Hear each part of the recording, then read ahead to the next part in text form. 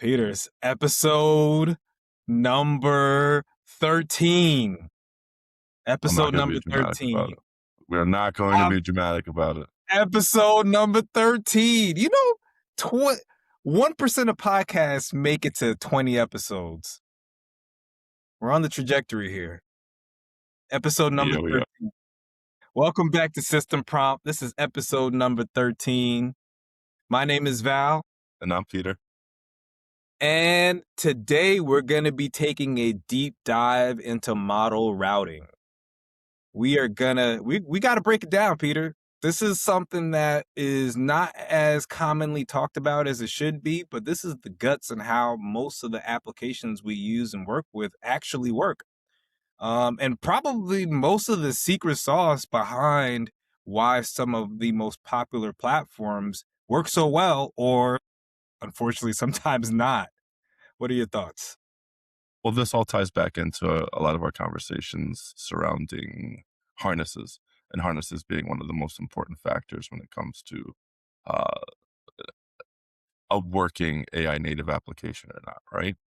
So you think of something like Claude Code, and when they had decomposed Claude Code during the Claude Code leak, one of the things that a lot of people learned was that they said it was somewhere in the vicinity of like 95 to 98% hardness and only 2% model. So when we talk about model routing, we're really referring to how do we constrain our system to be able to route to the correct model, to the correct tool call, to the correct specialist, to the correct agent. What does that look like? What else does routing help with, right? Let's say if you're working in a business and you want to make sure that only certain people have certain access to certain things. Well, how do you know that? You know that through routing, the request came in from, right? The routing goes, hey, this person has access to XYZ, but he doesn't have access to XYZ. So we're not going to expose these tools. We're only going to expose these for the specific person. That's routing under the hood. That's what that deals with, right? Uh, when you're using ChatGPT and you're having a conversation and you're going, hey, search the web. That's not a route. That's the tool call is happening. What do you think happens with that tool call? Do you think the model's going, hey, the routing says, he said search, we should use a tool call. Yeah, and after having used it so often, well, let me take a step back. I mean, I wasn't a big Claude Code guy, but I've been pulled over to the dark side. And the one thing I could say that they do really well is they have a great routing system. The way they break down what needs to be done for what task is really, really, really is superior to a lot of other agents that I've used so far. And we got to dive under the hood. You got to take a peek under the hood and see let's talk about what's actually happening, because it's not a magic trick. A lot of this is clever engineering, so that expected outcomes take place, which is pretty much what you're talking about. When somebody wants to do a web search, when somebody wants to generate an image, this is not the AI just, or the model just kind of going on a whim and trying to figure out what you're talking about.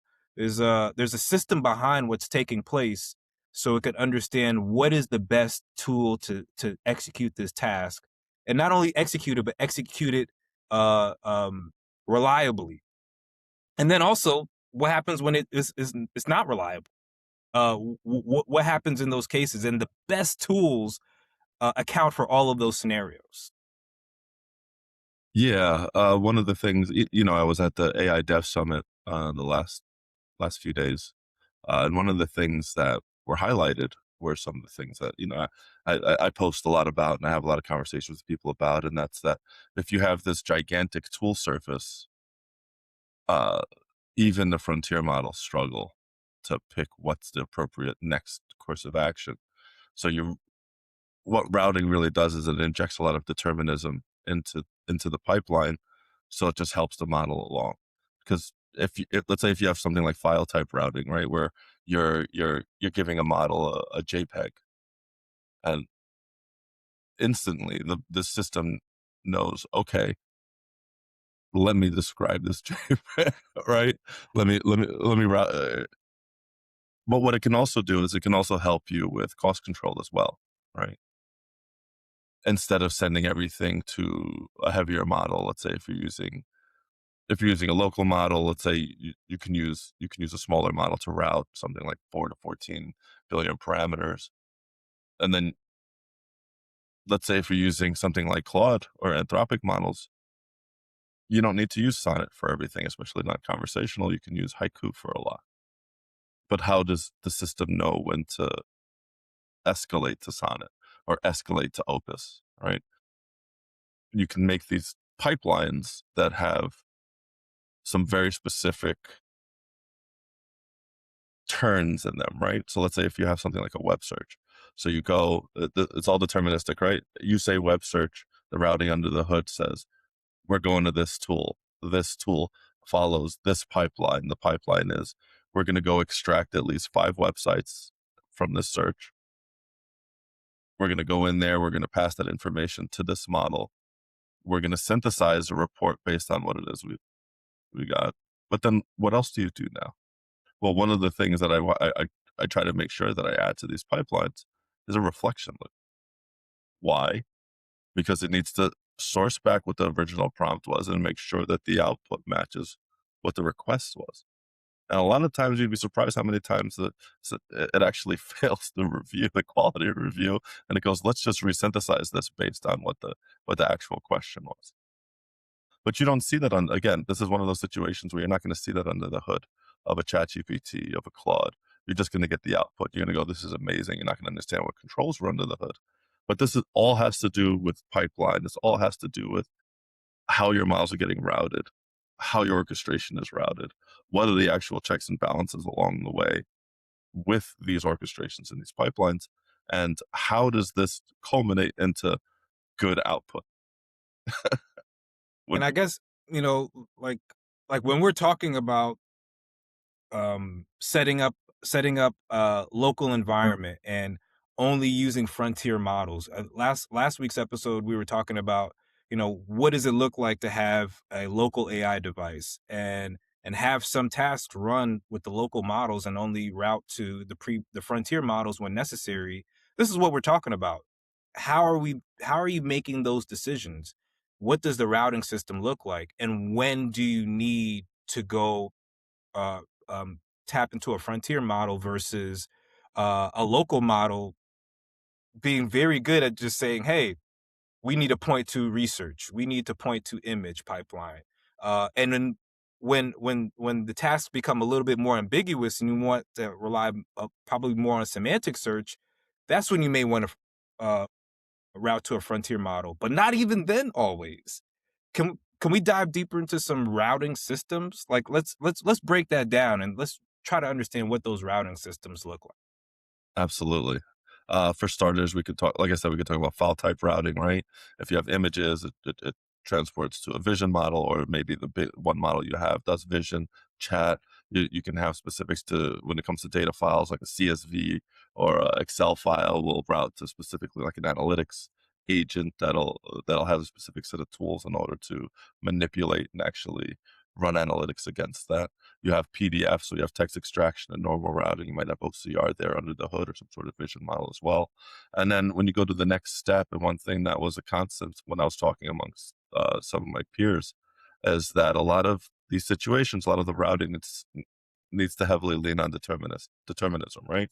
So when I build, I have what's called pre-model overrides, which are high confidence regex patterns that skip the model classification altogether, right? If you have a URL leads to websites, email plus time is like personal. Make a PDF. We'll route to like a research, and then what happens when you're just chatting with we're just chatting with a chatbot, right? And you want it to maintain a chat, but you're just asking like what if questions and trying to come at things from a different perspective. You don't always want it to jump to go do something because you're you're having this hypothetical conversation with it. So then we built out with something that's like a sticky routing, right? Now this is actually one of the pain in the ass things to kind of build because when you're mid conversation you want to stay in the same category unless you explicitly tell it to go do something else. You don't want it to go to take an action without you specifying, right? And then finally we get to like some model classification. this is where you can use something small, right? Even if you have if you have a multi-model system, you can use a tiny model for this. You just have to make sure it's solid. Uh, so when you're using model classification, you want to give it a few examples of how it should be classifying so it can actually classify it correctly. Now, sometimes what people do here is they'll just tell it to classify, and they'll think that it should just be able to like zero shot all these things. Fable 5 that just released will zero shot a bunch of these things, but it's way too heavy for model classification. So when you're using something small, you need to make sure to give it as many examples as you can. And especially if you're using a small open source model, then you can lean into things like fine tuning, right? So the model that you can use will actually shrink over time because you'll have all this data to actually continue training a smaller and smaller model to actually take care of model classification. And then if the model actually fails or it returns garbage, you have keyword fallback, right? So it goes back to ordered regex patterns, specific before broad, right? Uh, And the, regex, short for regular expression for those folks that are just jumping in there. And this is a this is what this is a system that's used in routing. This is a common system used in routing. well, it's a common system used in a lot of rule-based pattern systems, right? So whenever regex is this huge, it's some people can look at regex and read it. Sometimes it's just like, oh man, what am I doing looking at regular expression? One of the biggest problems with using regular expression in general, or regex for short, is that rule-based systems are usually uh, pretty brittle because what ends up happening is every edge case you have to create a new rule for. Yeah, this uh, was the Google Dialog flow problem, which dominated chatbots for a while. But you there's a reason why a lot of people didn't use chatbots prior to generative AI because you would hit those edge cases more often than not. yeah, and it's where large language models excel in, right? Because they excel in the in between. So you when you pair these two together, uh, you get these pre-model overrides. You get the high confidence regular expression patterns where the person is asking for something very specific. Uh, and then you use a model that's kind of a fallback, and then the keyword of the fallback in the model, and just in case that fails. But yeah, now you can have these multiple layer systems that can actually handle a little bit of ambiguity. I don't know why that was so hard to say, but before you didn't.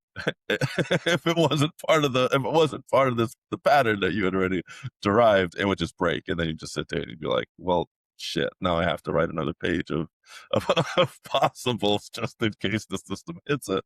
Uh, but yeah, uh, so the next step is like when routing is what is your default route, right? What will everything go to? What is the specialist that's going to handle those things?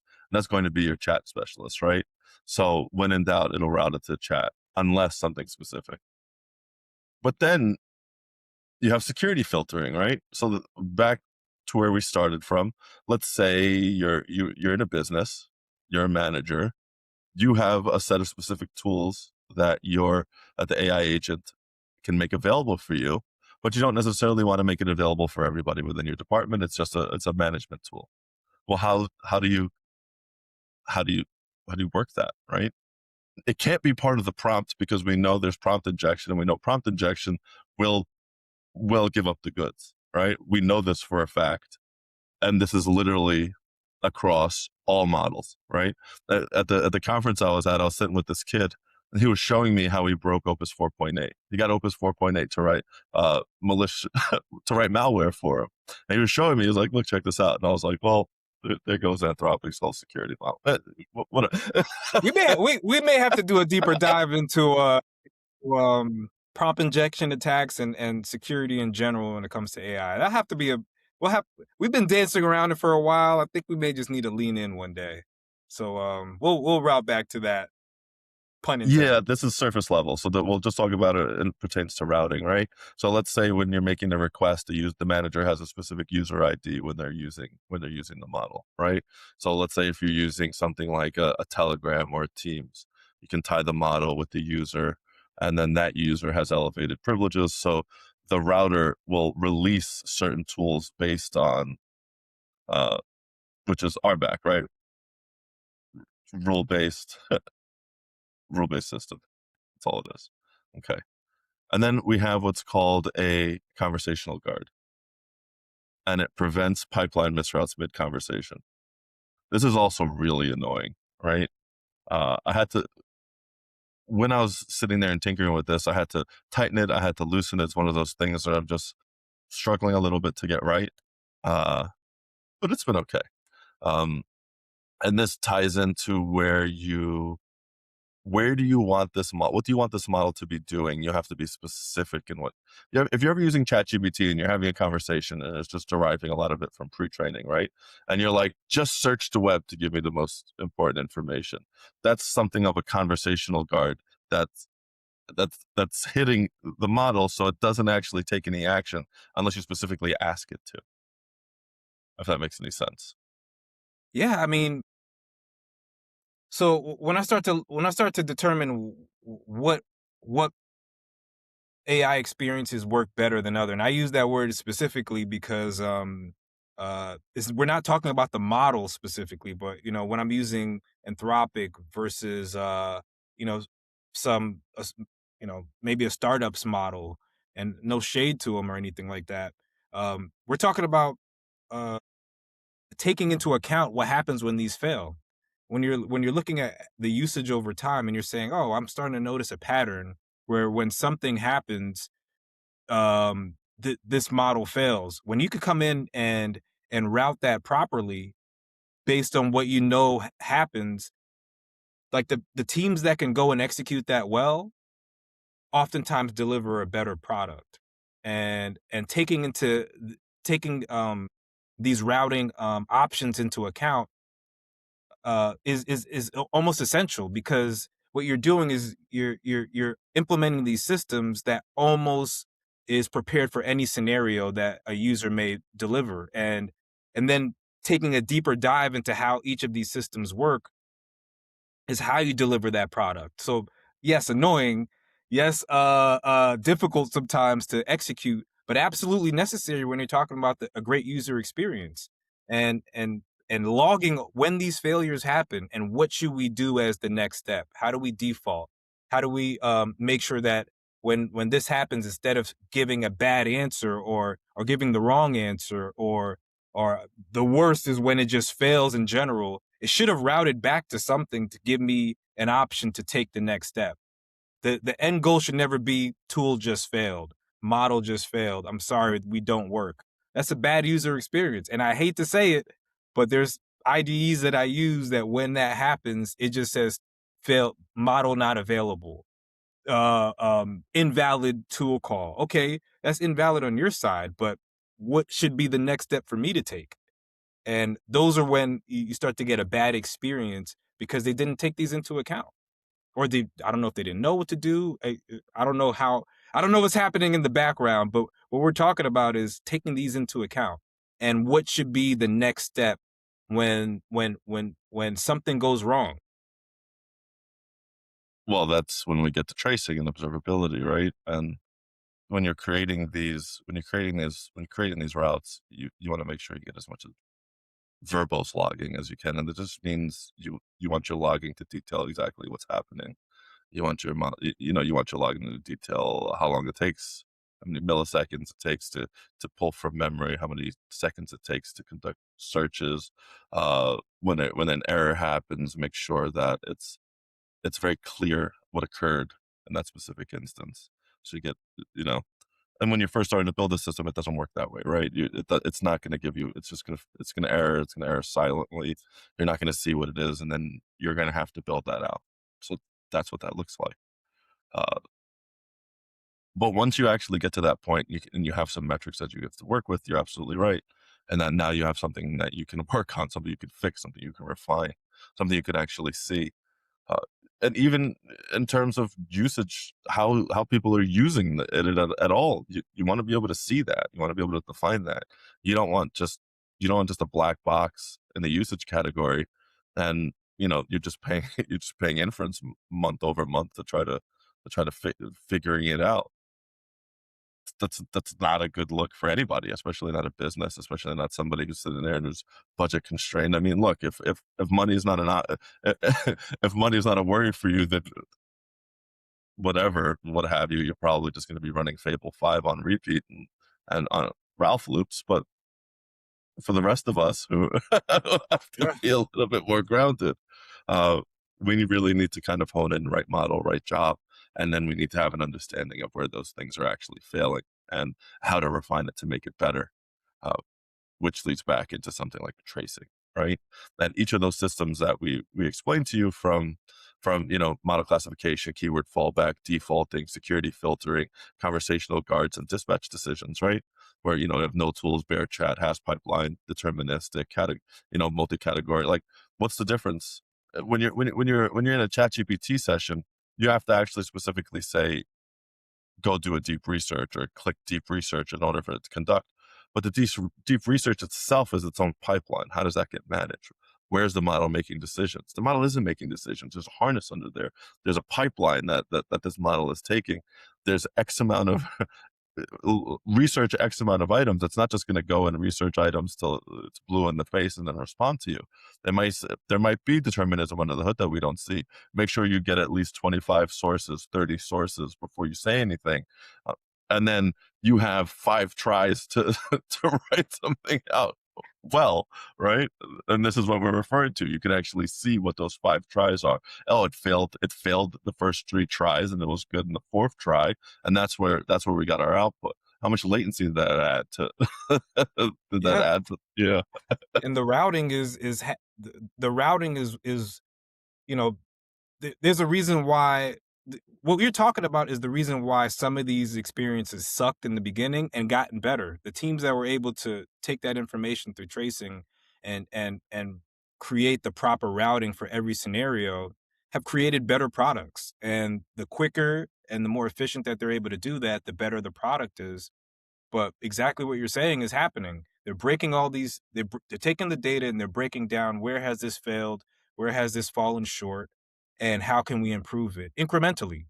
But with volume, that incremental data is actually massive amounts of data that they can say, okay, this was supposed to be 6 sources, but those 6 sources were not great sources.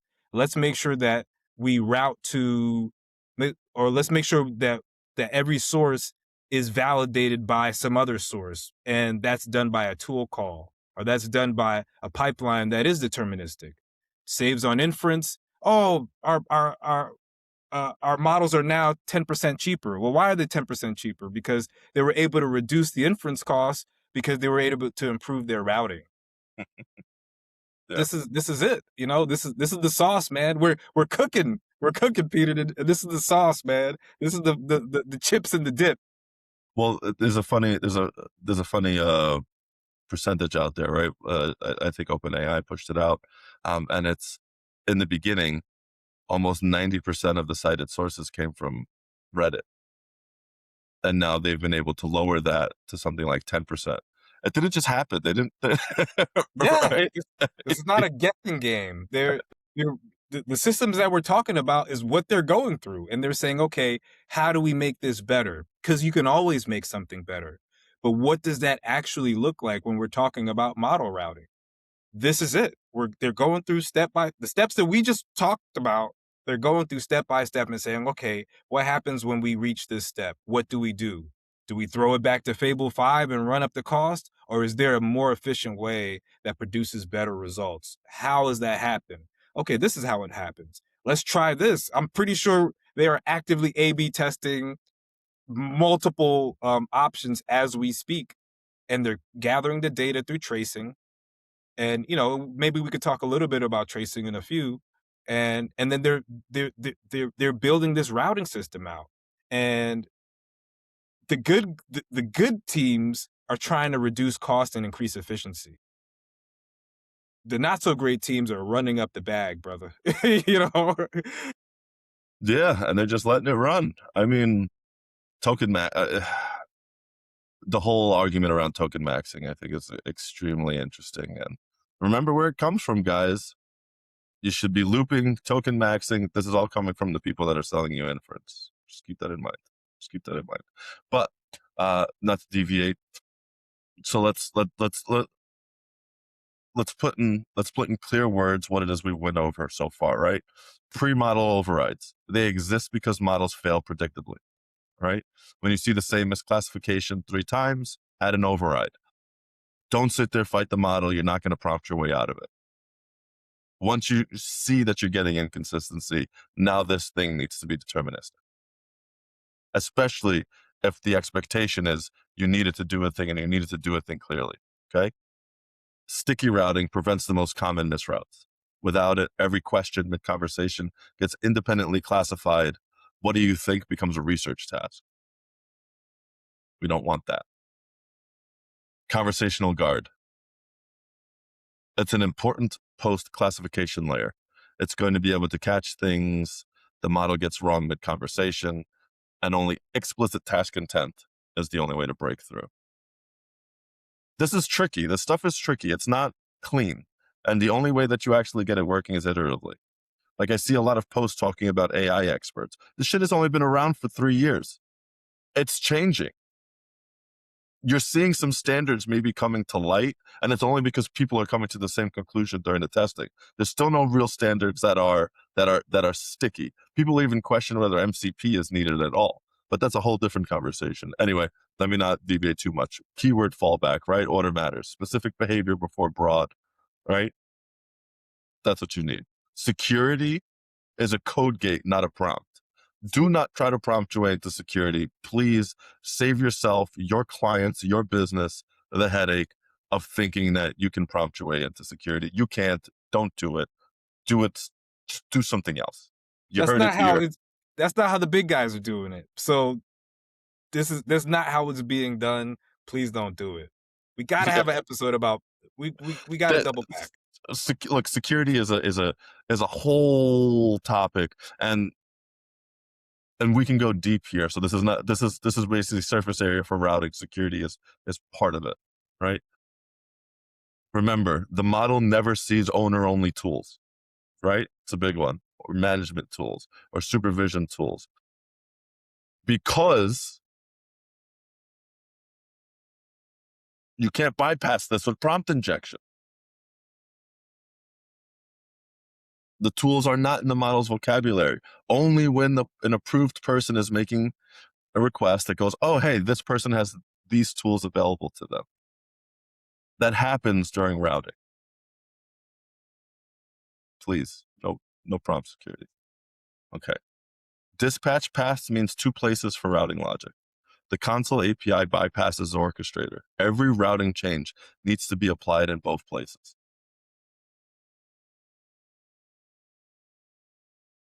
And then you also have what's referred to as silent rerouting, catches the long tail. What that really means is when the chat specialist admits that it can't do something, the system can reclassify it and dispatch it to the appropriate route. That's a whole route that you can do. That's routing under the hood. You're never going to see this in action on the ChatGPT or Claude, but I can guarantee you something similar to that is happening under the hood. Now, I look, Guarantee is doing a lot of heavy lift. Obviously, we will never see under the hood. So, but this is what happens, right? Harness are very important. And then lastly, last but not least, not everything needs a pipeline. Mm.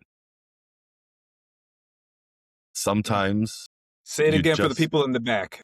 not everything needs a pipeline. Sometimes some things you just need to have a reasoning model to reason, because you cannot have a deterministic pipeline with an when it's something ambiguous, because it's just not how that works.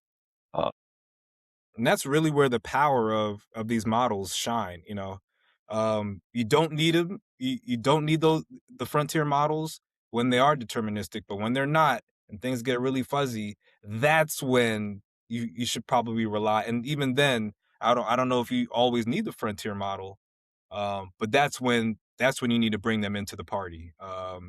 And they do really well, but we're talking about the context is super duper narrow, and you only activating them when absolutely needed. And how do you gather all this information? LLM tracing. Langfuse. There's a couple people out there. I use Langfuse, um, and it takes time. You know, these things take time to to make all these decisions that we've been talking about. It takes time and data gathering. But from there, when you have all that data and you're trying to figure out how to improve your model, these are all the ways that you could improve the experience. It's not just a better prompt, although prompting is important. It's not just a better model, although that does help at times. But everything we talked about today, these are all possible incremental improvements to the overall experience in terms of reliability, consistency, security, um, and determining a great product, whether it's image generation, whether it's deep research, whether it's chat. This is how all the products that you're working with when this AI product, this is how it's being executed. And the really great products are taking all of these into account. Yeah. Sure. Just to piggyback in one of your points, the models. Okay, so the pipeline matters, right? And you're going to get an output. The model is going to determine your output quality. So when you're testing with different models, you see what the output quality is for each different model, and sometimes you need better quality, and sometimes okay quality is good enough. And I know good enough is doing a lot of work there, but sometimes we live in stages of good enough. Nothing is ever perfect. Good enough is good enough. But anyway, I wanted to thank you guys for sticking with us with our explanation of routing. Um, I I actually did my best not to make this super technical, and I tried to give specific reasons why you're doing specific things. I think you did But a good job. it's tough, right? And Val's absolutely correct. You could use things like Langfuse, but if you're really ambitious, uh, you can build your own harness. See where things break. It's very educational. It's gonna take you a while, and you're gonna be iterating a ton, and you're gonna live in different states of frustration. But you're gonna learn the most. Uh, with that being said, thank you so much for joining us for episode 13. You guys have a fantastic weekend. Thank you. Take care, guys.